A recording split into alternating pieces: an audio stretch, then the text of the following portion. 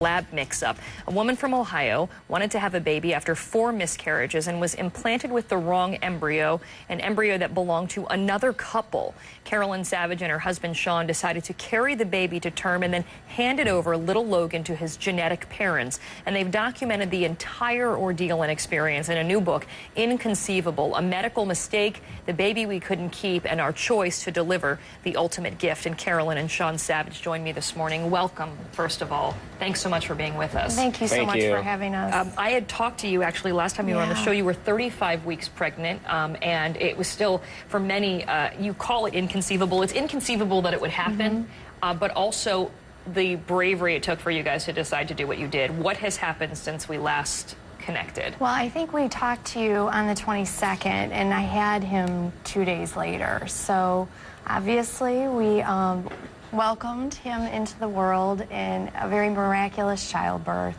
And as we kind of navigated the aftermath of that, we decided that it was important to us to document our love for him.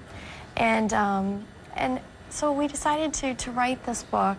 If nothing else, I just hope someday he picks this book up and reads it and realizes that he is a gift to us, a blessing to us, and that he knows that his life is extremely purposeful. And we also learned so much about navigating a traumatic experience, and we had so many pitfalls and difficult challenges. It challenged our marriage. Yeah. It challenged everything about our life. Why did it challenge your marriage? I mean, when I was reading the book, it sounded like you guys were very much on the same page about, because we were encouraged actually by the fertility doctor, right, to terminate. Yeah. When they had called you, they find out very early whether you're pregnant or not, and they just thought this has got to be too much for somebody to go through. But you both were really in lockstep about that decision. Yeah, we didn't disagree on the big issues. We have a strong belief in life. We have a strong belief in delivering this child to the other family. But when you're in a day-to-day trauma and challenge, it just creates a very difficult position day in and day out.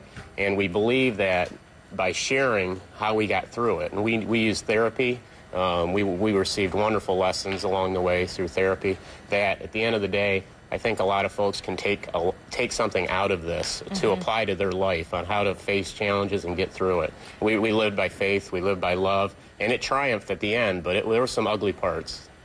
You know, and the beginning of that was the phone call you received saying there has been a terrible mix-up. I mean, how does anybody, I mean, first of all, it's one of the worst nightmares is dealing with this infertility issue to begin with, the heartbreak of miscarriages, which you suffered, and just the grueling process, and then to know that this embryo took and to have it not be yours. I mean, just walk us through what that was like.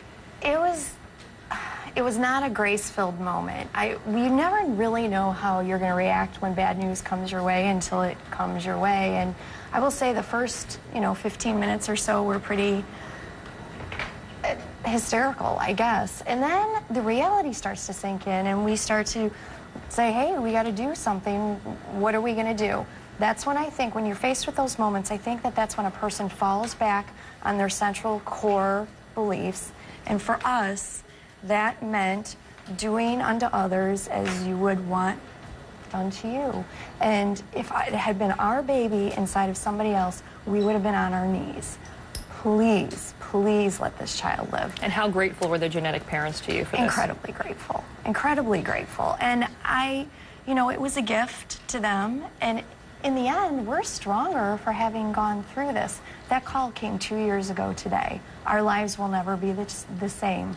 But I think we are better people. And you have 3 other children. We do. And how did they deal with all of this? Because this is, I mean, just the basics, like you're shopping in the grocery store and someone says, congratulations on your baby. Yeah, I mean, just every minute, I mean, your kids are living that as well. Yeah, I think children handle very difficult situations based off of how the parents handle it. So we tried to create an environment where we weren't in the corner, balled up, crying. We tried to continue their lives the way they should be.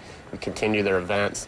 And I think that's another takeaway, that people can learn in difficult situations. If parents can handle it in an even-keeled manner as best they can, the children will feed off of that.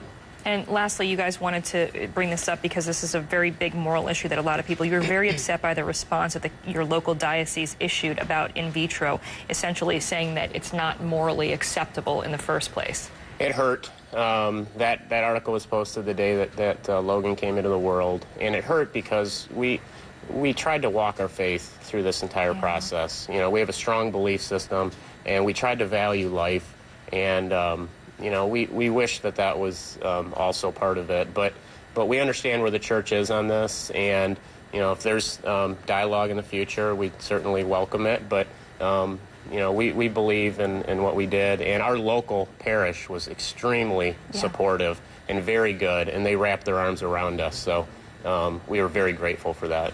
Well, I'm glad that you both came out stronger in the end. It's an unimaginable nightmare/journey for you, and thank goodness you are able to still keep in touch with Logan and with his new family, or his family, I guess you could say. Inconceivable is the book. Carolyn and Sean, thanks so much for joining us. Thank you for having me.